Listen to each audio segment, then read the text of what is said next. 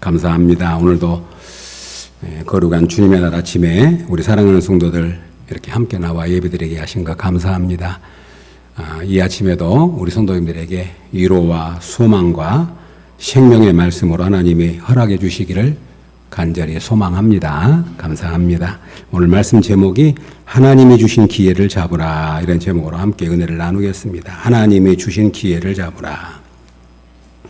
성도 여러분, 우리가 이제 구원받았다 그러잖아요. 예수님을 믿어서 구원받았다 그럴 때 구원을 우리가 영혼의 구원으로만 국한시키는 것은 바른 방법이 아닙니다. 구원이라고 말할 때는 이것을 어떻게 표현하냐면 전인적인 구원이다, 그렇게 말합니다. 전인적인 구원이라는 말은 우리의 전 삶의 영역을 다 구원해 주신 것을 말합니다.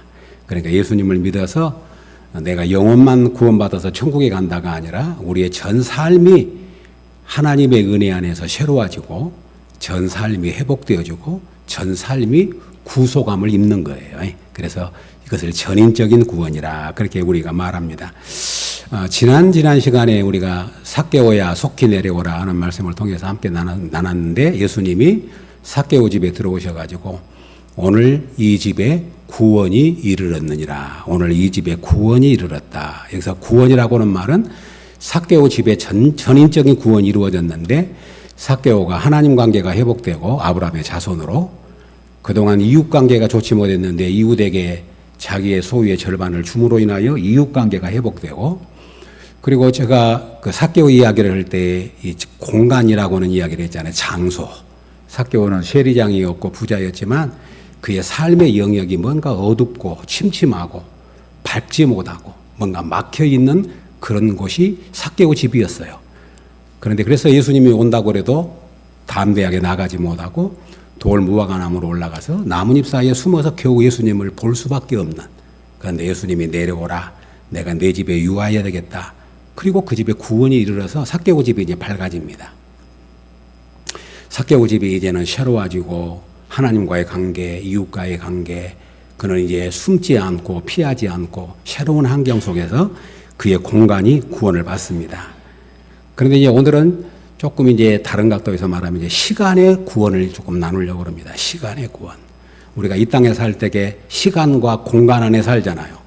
우리가 시공을 초월할 수 없다.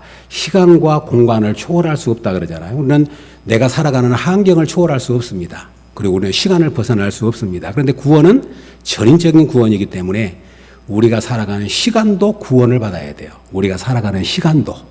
그것이 뭐냐면 세월을 아끼라, 때가 악하니라. 이 세월을 아끼라, 때가 악한다는 말은 시간을 살아, 시간을 구속하라고 하는 의미입니다. 시간을 살아, 시간을 구속해라. 이제 헬라어로 이야기할 때 시간을 두 가지 시간이 있는데, 크로노스라고 하는 시간과 카이로스. 크로노스라고 하는 시간은 모든 사람에게 주어진 24시간, 하루 24시간의 시간을 의미합니다.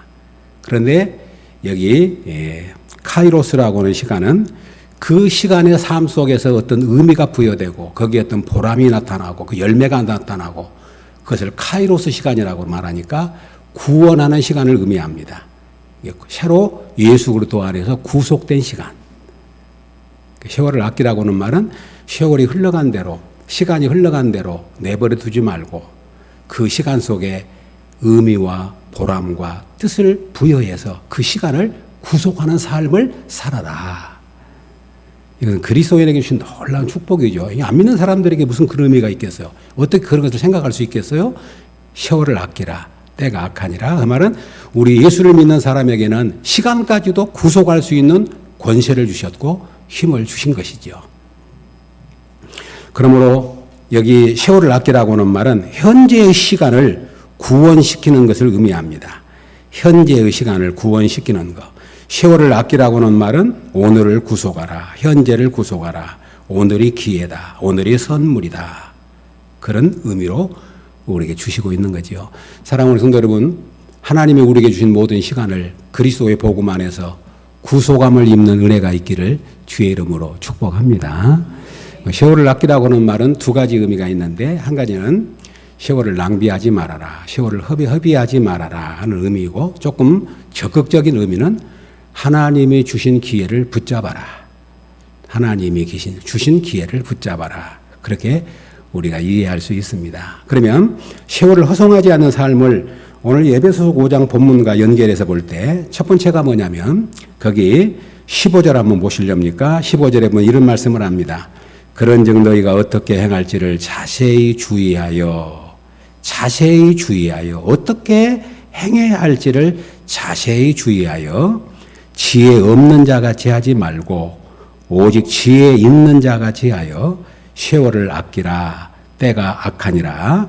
그러면서 17절을 보면 그러므로 어리석은 자가 되지 말고 오직 주의 뜻이 무엇인가 이해하라. 오직 주의 뜻이 무엇인가 이해하라. 그렇게 말합니다. 세월을 낭비하지 않는 삶이 뭐냐면 주님의 뜻을 이해하는 거죠. 주님의 뜻. 이렇게 말할 수 있겠습니다.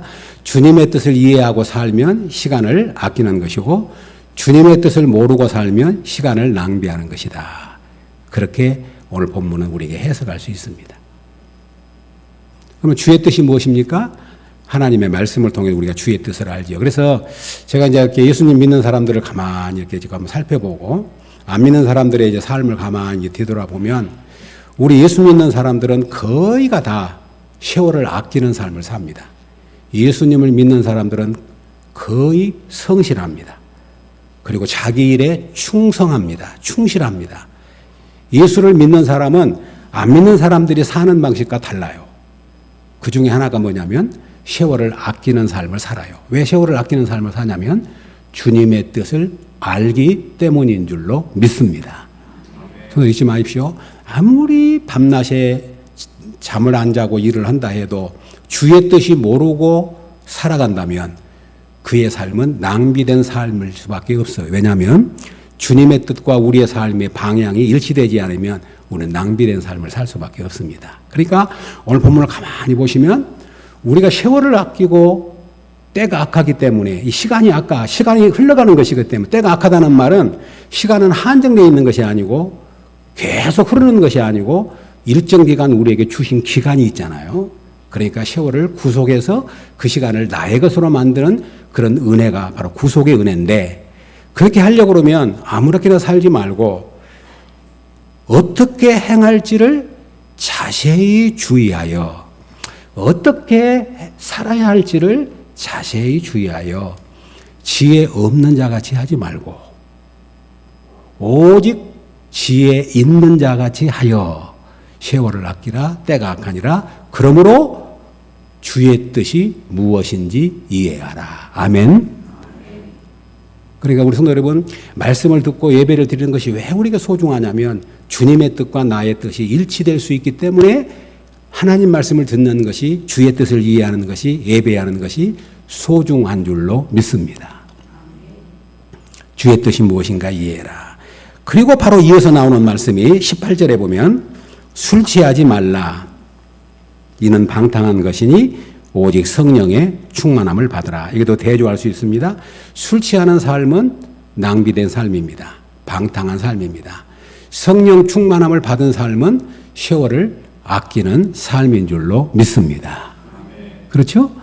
이게 술을 취한다고 하는 것이 술을 먹는 것이 그 자체가 죄냐 아니냐 그걸 떠나서 술을 취함으로 인하여 하나님이 주시는 시간들을 잃어버리고 낭비하는 방탕한 삶으로 이어진다. 그런데 그와 대조되는 삶이 뭐냐면 성령 충만함을 받고 살면 세월을 아끼고 시간을 낭비하지 않는 삶을 사는 것이 가능하다. 성도 여러분, 성령의 감동하심을 따라 사는 일이 얼마나 복된 일인 줄 아십니까? 성령의 감동하심, 성령의 감동하심을 따라 살면 우리 인생이 참으로 순풍에 돛을 단 것처럼 그렇게 형통할 뿐만 아니라 우리의 삶을 낭비하지 않는 삶을 살게 될 줄로 믿습니다.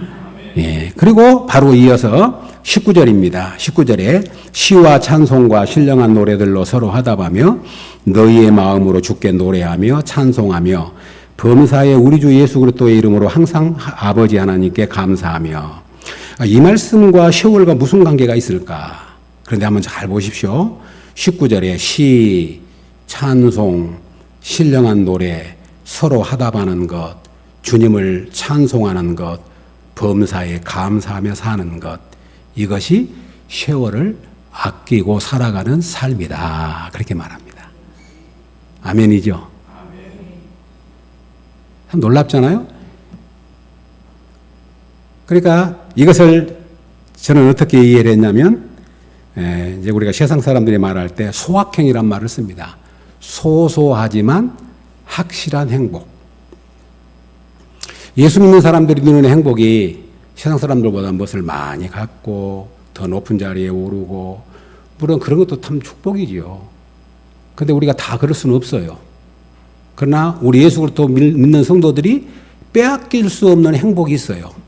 그것이 뭐냐면 시와 신령한 노래와 찬송과 하나님께 감사하며 살아가는 삶이야말로 행복한 삶인 줄로 믿습니다. 아멘. 그렇게 사시면 세월을 잘 사는 거예요. 그것을 소확행이라고 말할 수 있습니다. 저에게도 하나님께서 어느 날 그 은혜를 주셔서 너무 감사해요. 만약에 제가 세상적인 것만 바라보고 있다면 무엇이 좋아할 것이 얼마나 있겠어요? 세상적인 것과 저를 대조한다면. 제가 큰 목회를 한 것도 아니고, 제가 뭐 부자인 것도 아니고, 잘난 것도 없고, 세상적으로 볼 때는 초라한 것이 너무 많아요. 그러나 세상이 부럽지 않아요. 왜? 하나님이 저에게만 주신, 믿음 안에서 우리에게 주신 축복은 세상과 비교할 수 없는 큰 축복이기 때문에 그것에 감사하고 그것으로 행복하고 그것이 잘 사는 인생이고 세월을 낭비하지 않는 삶인 줄로 믿습니다. 시, 찬송, 노래, 감사, 하답하는 것. 신앙에도 감성이 있습니다. 우리의 삶에도 감성이 있습니다. 감성을 잘 다스리고 회복하는 거야 참으로 큰 축복입니다. 사랑하는 성도 여러분, 감사가 없으면 내 감정의 그릇이 어두워지고 더러워집니다. 성도 여러분, 뭐가 낭비인 줄 압니까? 원망하고 불평하고 갈등하고 싸우고 사는 것이 낭비예요. 이스라엘 백성들이 40년 동안 광야 생활할 때에 그 자리에서 삥삥 돌아가지고 다 1세대가 죽어요. 뺑뺑이를 돌려버려요. 하나님이. 뺑뺑이 아시죠? 뺑뺑이. 왜 뺑뺑이 돌냐면 계속 원망하고 불평하고 구원받았으면서 늘 애굽 생각하고 예수를 믿으면서도 예수님 안에 있는 행복은 생각하지 않고 늘 세상 것 바라보고, 그때 그 땅을 샀어야 되는데, 그때 그 아파트를 샀어야 되는데, 그때 그것을 한탕을 했어야 되는데 그걸 못했네. 기회라고 말할 때도 그렇게 생각할 때가 많아요. 우리 예수 믿는 사람에게 뭡니까? 오늘 성경은 뭐라고 말하냐면 세월을 아끼는 삶을 사는 것이 뭐냐? 때가 악한데 어떻게 사는 것이냐? 첫 번째, 주의 뜻을 이해하는 것이다. 두 번째, 성령의 충만함 가운데 사는 것이다. 세 번째, 시와 찬미와 신령한 노래와 하나님 아버지 앞에 감사함으로 사는 것이다. 그렇게 본문은 이야기합니다. 또 세월을 아끼는 것이 뭐냐면 마지막으로 21절에 그리스도를 경외함으로 피차 복종하는 거다. 그리스도를 경외함으로 피차 복종. 피차 복종이란 말은 한마디로 말하면 서로 복종함으로 말미암아 순종함으로 말미암아 화목한 삶을 의미합니다. 성도 여러분, 세상에서 서로 피차 복종하는 것은 진짜 어려워요. 본성을 뛰어넘는 거예요. 여러분 어디 가셔가지고 아무에게나 그럼 누가 이야기하면 그럽시다 복종합니까? 그런데 그 복종이 가능한 건 뭐냐면 그리스도를 경외함으로. 어떻게요? 그리스도를 경외함으로 피차 복종하라. 그리고 나온 말이 아내는 남편에게, 남편은 아내를 사랑하고, 자녀는 부모에게, 부모는 자녀를 주의 교양으로 교훈하고, 직장에서도 윗사람은 아랫사람을 쭉 연결되는 거예요. 성도 여러분, 뭐가 복이냐면 이거 진짜 중요한 진리죠. 갈등하고 분쟁하고 싸우는 삶은 그것은 잃어버린 시간이에요. 아멘이죠. 가정에서도 부부가 절대 싸우면 안 돼. 왜 싸우냐면 그건 사탄이 좋아하는 것이고 시간을 잃어버린 거예요. 세월을 낭비하는 거예요. 교회도 마찬가지입니다. 교회도 분열하고 갈등하면 한 걸음도 앞으로 못 나가요. 아까 이스라엘 백성들이 뺑뺑이 도는 것처럼 한번 보십시오. 어느 단체든지 어느 모임이든지 갈등하고 싸우면 아무것도 이루지 못할 뿐만 아니라 한 걸음도 못 나가요. 그러므로 세월을 아끼는 삶이 뭐냐면 그리스도를 경외함으로 피차 복종하는 삶인 줄로 믿습니다. 성도 여러분, 이 말씀 꼭 묵상할 수 있기를 바랍니다. 여기 본문 말씀을 전에는 옛날에는 성령 충만함과 연결하니까 또 잘 그것이 연결이 되더라고요. 그래서 제가 전에도 그렇게 설교한 적이 있어요. 그런데 어느 날 세월을 아끼라는 말씀을 읽으면서 가만히 앞뒤 문맥을 보니까 이게 참 놀랍네. 세월을 아끼라 때가 악하니라. 어떻게 행할지를 자세히 주의해서 어리석은 자처럼 그냥 살지 말고 지혜로운 자로 살아라. 그러려면 주의 뜻이 무엇인가 이해를 해야 주님의 뜻과 방향이 맞기 때문에 낭비되지 않는다. 우리의 일상의 삶 속에서 시와 찬미와 하나님께 감사하는 그 소소한 그리스도의 복음이신 신령한 은혜 안에 살면 낭비되지 않는다. 서로 피차 복종하는 삶을, 그리스도를 경외함으로 복종하는 삶을 살면 그 인생은 낭비되지 않는다. 지난 날 한번 뒤돌아보십시오. 낭비되고 잃어버린 시간들이 무엇 때문입니까? 원망하고 불평하고 갈등하고 다투고 하나님께 감사하지 못하고 살았던 시간들, 그 시간들 엄청 잃어버린 시간들이 있어요. 그건 우리가 하나님 앞에서 크게 돌이켜야 할 시간들이에요. 그러면 한 걸음 더 나아가서 하나님이 주신 기회를 잡으라고 하는 적극적 의미에서 오늘 세월을 아끼라. 세월을 아끼라면 소극적인 낭비하지 말아라. 보다 적극적 의미에서는 세월을 붙잡아라. 하나님이 주신 기회를 잡아라. 하나님이 주신 기회를 잡아라. 이번 여름성경학교 때 어제 그제 주일학교 우리 학생들과 우리 교사 선생님에게 말씀을 전했는데 이 말씀 갖고 전했어요. 우리 학생들에게도 기회를 잡아야 된다고. 사랑하는 여러분, 제가 예수를 믿으면서 목사님들에게 설교를 드렸던 거 기억이 있습니다. 기회라고 하는 것은, 세월이라고 하는 것은 앞에는 머리카락이 있는데 뒤에는 머리카락이 없단다. 옛날 목사님들이. 앞에는 머리카락이 있으니까 딱 앞에 올 때 딱 잡아야지 딱 지나가고 나면 못 잡는단다. 그게 세월이단다. 그런 이야기가 지금도 기억이 나요. 제 말이 참 와닿더라고요. 세월이라고 하는 거, 시간이라고 하는 거, 기회라고 하는 것은 계속 온 것이 아니라 순식간에 지나갑니다. 저와 여러분들 남은 세월 생각하면 좀 두려운 생각 없습니까? 우리 성도 여러분, 남은 세월, 남은 시간, 내가 얼마나 남았지? 이제 쑥 지나가 버리면 어쩌지? 얼마 안 남았네? 그런 생각 안 하신가요? 우리 예수를 믿는 사람은 왜 지혜롭게 사냐면 끝을 생각하고 살기 때문에 지혜로운 거예요. 끝을 생각하고 살아요. 끝을 생각하고 항상 끝을. 이거 종말론적인 신앙이라 그럽니다.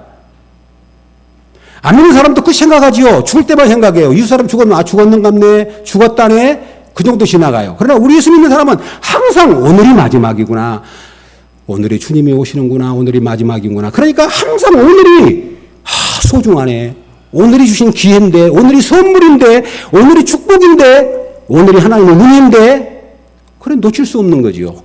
그러니까 오늘을 어떻게 삽니까? 거기에 의미를 부여하고 보람 있는 삶을 살아야 되고 뜻있게 살아야 되고 하나님의 뜻이 무엇인지를 이해하고 살아야 된다는 생각을 갖게 돼요. 그러니까 우리의 인생이 소중한 걸 아는 것 아니겠습니까? 꽃이 시들기 때문에 지금 피어있을 때 소중한 것처럼, 그래서 세월을 아끼라고 하는 말이 우리에게 주신 그런 기회를 잡으라고 하는 말씀입니다. 성도 여러분, 시간은 순식간에 지나갑니다. 그리고 기회는 아주 작게 옵니다. 초라하게 옵니다. 허름하게 옵니다. 보잘것없이 옵니다. 우리 성도님들에게도 기회를 놓친 이야기 해보라면 많을 겁니다. 기회를 잡은 이야기 해보라면 또 하실 이야기가 있을 겁니다. 그러나 기회는 초라하게 옵니다. 그래서 오늘 성경에서 어떻게 행할지를 자세히 주의해서 하나님이 주신 기회를 놓치지 말아라. 하나님이 주신 기회를 잡아라. 그것이 그리스도인의 지혜이고 세월을 아끼는 삶이라고 오늘 본문은 우리 교훈합니다. 성경에서 기회를 잡은 사람들 이야기가 쭉 나옵니다. 또 기회를 놓친 사람들의 이야기가 쭉 나옵니다. 평생 한 번에 있는 기회, 생사를 가르는 기회, 우리 인생을 통째로 바꾸는 기회. 아람 군대 장관 나아만이 나병에 문둥병에 걸렸습니다. 그런 아람에 큰 공을 세운 군대 장관이어가지고 임금으로부터서도 왕으로부터 신임을 받는, 원라로 말하면 막 훈장이 주렁주렁한, 그런데 나병이 걸렸는데 고칠 길이 없는데 무슨 소용이겠어요. 그런데 자기 집에 이스라엘에서 끌려온 어린 소녀, 조그마한 어린 소녀가 그 집에 이제 하녀처럼 돕는 일을 하는데, 자기 주인이 나병에 걸려서 고쳐지지 않는 걸 보고 우리 이스라엘에 가면 엘리사라고 하는 하나님의 사람이 있는데 그 사람에게 가면 고칠 수 있을 겁니다. 그러니까 이 아람 나라와 이스라엘은 비교하면 비교가 안 될 만큼 큰 나라예요. 그런데 이 나아만은 그 소리를 듣고 지푸라기도 잡는 심령으로 마차를 준비해가지고 자기 신하들을 준비해가지고 왕에게 허락을 받고 많은 예물을 싸들고 마차에다가 싣고 그 먼 이스라엘 나라까지 가잖아요. 그러니까 엘리사가 자기 집 앞에 와 있는 걸 알고 좀 게하시를 시켜가지고 요단강에 가서 7번 씻으라고 그래라. 그러니까 이 아람 왕이 그 소리를 듣고 아주, 이 나아만이 그 소리를 듣고 아주 기분이 상했어요. 내가 아람 나라에서 여기까지 왔으면 맨발이라도 뛰어나와가지고 장군님 오셨습니까 하고 우리말로 말하면 손을 높이 들고 하나님이여 이 장군을 치료해 주십시오. 그래서 뭐 하늘에서 뭐가 내려와가지고 고칠 줄 알았는데 얼굴도 안 보이고 요단강에 가서 7번 씻으라 그러거든. 그러니까 이제 나만이 기분 나빠가지고 가자. 하를 막 우리나라에 가면 더 깨끗한 강, 더 큰 강이 많은데 그 요단강 짤짤한 그런 강에가 씻으라고 그러냐. 밑에 있는 사람들이 장군이셔. 더 큰 일을 시켜도 할 수 있을 것인데 한번 해봅시다. 그래서 요단강 7번 씻어가지고 깨끗하게 나왔다 그러잖아요. 아람 장군은 그 기회를 잡은 거예요. 기회란 것은 그렇게 초라하게 와요. 현찬하게 와요. 허름하게 와요. 보잘것없이 와요. 그냥 지나치게 와요. 어찌 그런 이야기를 다 할 수 있겠습니까? 기생나합. 이스라엘의 정탐꾼들이 숨어 들어왔을 때 이 나합은 이스라엘의 하나님에 대한 그동안의 많은 정보를 들었기 때문에 정탐꾼들을 숨겨주잖아요. 목숨을 걸고. 그래서 여리고성이 함락당할 때 나합과 그의 집이 구원을 받으니라. 구원받는 걸로 끝난 것이 아니라 잘하신 대로 나합이 예수님의 계보에 예수님의 조상으로 들어와요. 누시라고 하는 여인, 자기 남편도 죽고 아무런 소망이 없는데 자기 시어머니 나오미를 붙들고 유대 땅으로 오잖아요. 그런데 하나님이 보아스라는 사람을 만나게 하고 오벳이라는 아들을 낳게 하고 그 오벳이 하나님의 아들 예수 그리스도 다윗의 할아버지가 될 줄. 그래서 마태복음 1장을 딱 피면 예수님의 계보에 나합이라고 하는 여인, 누시라고 하는 여인이 등장하는 이유가 뭡니까? 기회를 잡아서 아들은 완전한 일생이 바꿔지는. 에스더도 모르드게가 하는 말이 이때를 이함이 아니 누가 아느냐. 너를 왕위에 세운 것이 이때를 이함이 아니 누가 아느냐. 에스더가 죽으면 죽으리라. 하나님 말씀 붙들고 나아감으로 이스라엘을 구원에 이르게 한 줄로 믿습니다.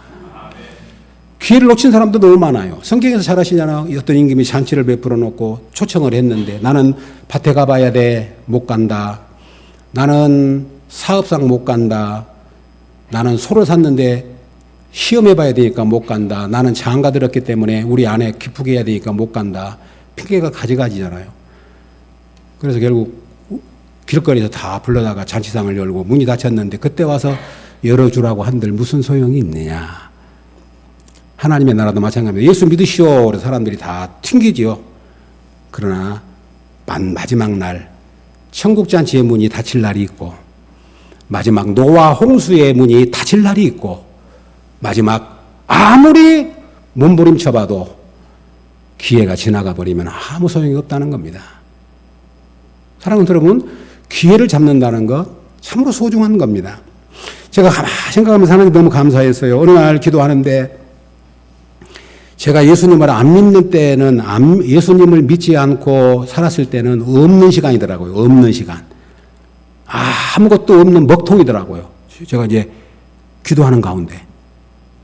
그래서 예수님을 믿고 난 뒤에 예수님을 알고 난 다음에 하나님의 은혜를 받은 것이 얼마나 감사한지를 하나님 앞에 고백한 적이 있습니다. 손 여러분, 예수님 없이 사는 인생 없는 인생이에요. 없는 인생. 아무리 몸부림치고 뭐 잘되고 크고 아무 소용없습니다. 정말입니다. 예수님 없는 인생은 없는 인생이에요. 허무한 인생입니다. 낭비된 인생입니다. 예수 그리스도 함께한 시간만 우리에게 소중한 시간이고 하나님의 축복된 시간이에요. 그럼 우리가 예수 그리스도 안에 있을지라도 항상 주의 뜻이 무엇인지 어떻게 하는 것이 이 빠른 세월이 지나간 이 환경 속에서 내가 어떻게 이 하나님이 주신 은혜를 붙들고 살까를 고민하시고 기도하시고 하나님 주신 기회를 주님의 은혜를 따라서 붙잡을 수 있기를 주님의 이름으로 축복합니다. 축복합니다. 사랑하는 여러분, 이 말씀을 준비하면 참 감사했어요. 최근에 너무 감사한 것 중에 하나가 뭐냐면 우리 인생을 기회로 보니까 하나도 놓치고 싶지 않는 것도 없고 하나도 소중하지 않는 것이 없고 하나도 버릴 것이 없다는 생각을 갖게 했어요. 인생은 기회니까 오늘 하루를 삽니다. 기회예요. 친구를 만난 것도 기회고 말씀을 준비하는 것도 기회고 우리 성도님들을 생각해도 너무 감사하고 우리 손자들을 봐도 감사하고 이것도 해야 되고 저것도 해야 되고 그런 생각 안 드십니까? 하나님의 사람에게는 하나도 버릴 것이 없어요. 왜? 다 하나님 주신 선물이요. 기회이기 때문인 줄로 믿습니다. 그러니까 하루하루 사실 때 하나님 감사합니다. 오늘도 선물이네요. 오늘도 기회네요. 오늘도 축복이네요. 그렇게 사셔야지. 우리가 항상 그랬던 것처럼 나의 욕심에 매여가지고 세상적인 것에 매여가지고 그런 거 한 번도 생각 안 하고 그런 것에만 매여 살면 우리 인생은 낭비돼 버리고 허비돼 버리고 흘러가 버린다고 오늘 애타게 우리에게 성경은 교훈하고 있는 줄로 믿습니다. 사랑하는 여러분, 그래서 우리는 회개도 기회가 있어요. 회개도. 그래서 잘 아신 대로 에서가 회개할 기회를 잃어버렸다고 말합니다. 너희가 아는 바와 같이 그가 그 후에 축복을 이어받으려고 눈물을 흘리며 구하되 버림바가 되어 회개할 기회를 얻지 못하였느니라. 얼마 전에 목사님들 몇 분 만났는데 이제 은퇴를 놔두고 있는 목사님들이 그런 이야기를 하더라고요.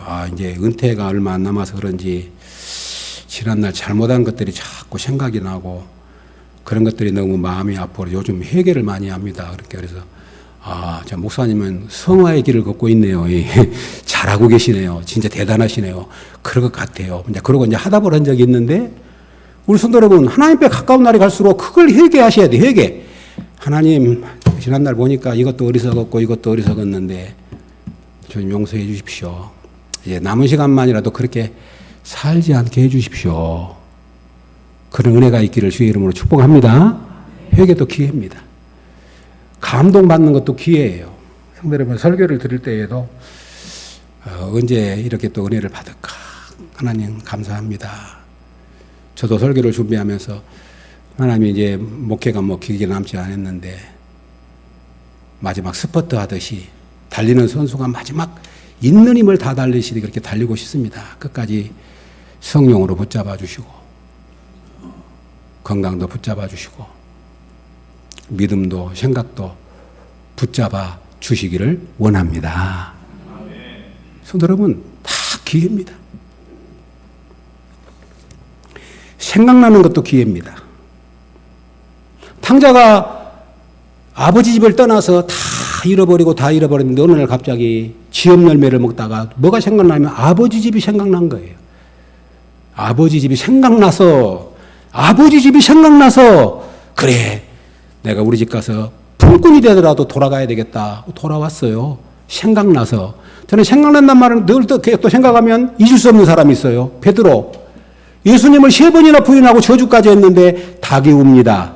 닭 울음소리를 들으면서 예수님이 하신 말씀이 생각나서, 무슨 말씀이 생각나죠? 내가 닭 울기 전에 내가 나를 3번 부인하리라 하신 말씀이 생각나서 말씀이 생각나면 삽니다. 성도 여러분, 말씀이 생각나면 삽니다. 말씀이 생각나야 됩니다. 왜 예배 드립니까? 말씀이 생각나게 하려고. 살다가도 낙심 중에 있을 때 하나님 말씀이 생각나면 용기를 갖는 거고, 곁길로 가다가도 아니야, 이건 아니야, 하나님 말씀이 내 가슴을 찌르면 돌아서고, 그것이 믿는 사람이지. 하나님 말씀이 생각나지 않으면 하이 맞은 양심이라고 성경은 말합니다. 하나님 말씀이 생각나는 것이 기회입니다. 감동을 받는 것도 영감을 받는 것도 기회입니다. 착한 일을 한 것도 기회입니다.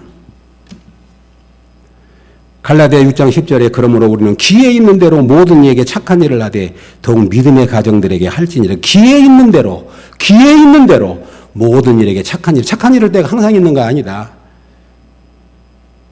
성도 여러분, 우리가 좋은 일을 하는 것이 항상 기회가 있는 건 아닙니다. 자녀들을 키우셔서 아시잖아요. 후회된 것들이 많잖아요. 자녀들이 성장해가는 과정 속에서 1살 먹을 때는 이런 걸 줘야 되고 3살 먹을 때는 이런 걸 줘야 되고 그리고 초등학교 들어가면 이렇게 해줘야 되고 사춘기가 됐을 때 이렇게 해주고 그런 걸 쫙 알고 부모가 그때 해주면 얼마나 좋았겠어요. 그런데 그런 걸 모르니까 지나놓고 보니까 그때 그렇게 해줬으면 사탕을 줄 때 사탕을 주고 놀아줄 때 놀아주고 도와줄 때 도와주고 기도해줄 때 기도해주고 그렇게 해야 되는데 타이밍을 놓치면 아무것도 아니잖아요. 마찬가지로 우리 인생도 마찬가지입니다. 하나님, 천하만사에 기한이 있고 때가 있고 범사에 기한이 있는데 날 때가 있고 죽을 때가 있고 심을 때가 있고 거둘 때가 있는데 하나님, 우리가 그 때를 잘 분별할 수 있는 은혜를 주옵소서. 우리는 어리석습니다. 우리는 무디입니다. 하나님 말씀대로 산다고 하지만 너무나 우리는 알지 못합니다. 하나님, 그렇게 우리가 구하는 것. 여러분, 지금 내가 하고 있는 일이 하나님 주신 기회로 받을 수 있기를 주의 이름으로 축복합니다. 오늘이 기회고 내가 지금 하고 있는 일이 기회고. 결론을 맺으렵니다. 다윗이 이스라엘의 왕으로 선택을 받았는데 언제 선택을 하셨냐면 시편 78편 70절에 보니까 그의 종 다윗을 택하시되 양의 우리에서 취하시며, 하나님이 다윗을 왕으로 삼을 때 어디서 취했냐면 양의 우리에 있을 때 젖 양을 지키는 중에서 그를 이끌어내사. 다윗이 자기의 소유인 양을 키우는데, 특별히 젖양을 키우는데 얼마나 그 젖양을 키우는 일이 힘들었겠어요. 근데 그때 하나님이 다윗을 보고 택했대요. 뭘 의미하냐면 다윗이 양 키우는 걸 보니까 너 이스라엘의 왕으로 삼아도 네가 양을 사랑한 것 보니까, 양을 정성 들여 키운 것 보니까 내 백성들 맡겨도 되겠구나. 그런 말은 없어요. 근데 제가 그렇게 이해했어요.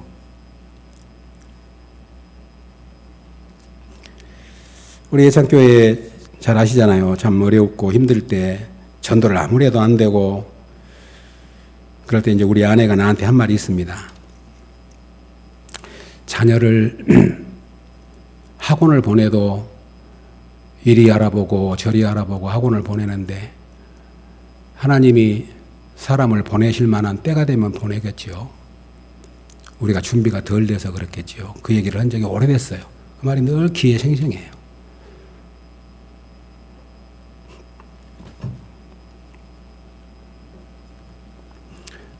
하나님이 자기 백성을 보내시는데 준비된 그런 곳에 맡겨지 아무데나 맡길 수는 없잖아요. 다윗이 양을 키우는데 그렇게 잘 키웠다는 거예요. 그래서 하나님이 택했어요. 근데 그 다음 말이 중요해요. 그를 이끌어내사 그 백성의 야곱 그의 소유인 이스라엘을 기르게 하셨더니 이에 그가 다윗이 그들을 자기 마음의 완전함으로 기르고 그의 손의 능숙함으로 그들을 지도하였도다. 참 놀랍잖아요. 하나님이 양의 우리에서 젖양을 지키는 그 다윗을 이스라엘의 왕으로 택하셔서 이스라엘의 왕으로 삼았는데, 다윗이 이스라엘 백성들을 어떻게 지도했냐면 자기 마음의 완전함으로, 두 번째는 그의 손의 능숙함으로, 마음을 다해서 자기 백성들을 다스렸다는 겁니다. 성도 여러분, 마음이 참 중요합니다. 태도가 중요합니다. 하나님을 섬기되 다른 사람 의식할 필요 없습니다. 하나님께 내 마음을 보신 아버지 앞에 하나님을 섬길 수 있기를 주의 이름으로 축복합니다. 마음의 완전함으로. 자기 손에 능숙함으로, 자기 손에 능숙함이라는 말은 실력을 말합니다. 기술적인 걸 말합니다. 기술적인 거. 그래서 우리 학생들에도 그런 이야기 했어요. 무슨 일을 하든지 마음을 다해서. 그리고 두 번째로는 자기 하는 일에 능숙한 사람이 되도록 해야 된다. 공부를 하든 장사를 하든 무슨 일을 하든지 자기가 맡고 있는 일에 있어서 능숙함으로 할 수 있는 사람이 되어야 그것이 하나님 주신 축복이고 기회라고 하는 것을 우리에게 가르쳐주고 있어요. 아멘이죠. 그래서 예수님을 믿어도 마음을 다하여, 그리고 하나님을 섬겨도 정말로 나의 능숙함으로. 예수님을 믿어서 참 마음은 좋은데 하는 것이 실력이 안 된다, 그런 것이 아니라 그런 마음. 그래서 잠언에서 내가 자기 일에 능숙한 사람을 보았느냐, 이러한 사람은 왕 앞에 설 것이 아니요 천한 자 앞에 서지 아니하리라. 왕 앞에 설 것이다. 자기 일에 능숙한 사람은 왕 앞에 설 것이다. 그렇게 말씀하고 있습니다. 다니엘서에서는 이것을 뭐라고 표현하냐면, 다니엘은 마음이 민첩함으로 그 왕의 신임을 받았다. 요셉은 하나님의 함께함으로 보디발이 볼 때마다 제가 믿는 하나님이 함께 하신 것 같아. 그래서 하나님의 함께 하신 것을 보았으므로 그가 하는 일이 형통하였더라. 우리 성도님들 무슨 일을 하시든지 이런 은혜가 있기를 주의 이름으로 축복합니다.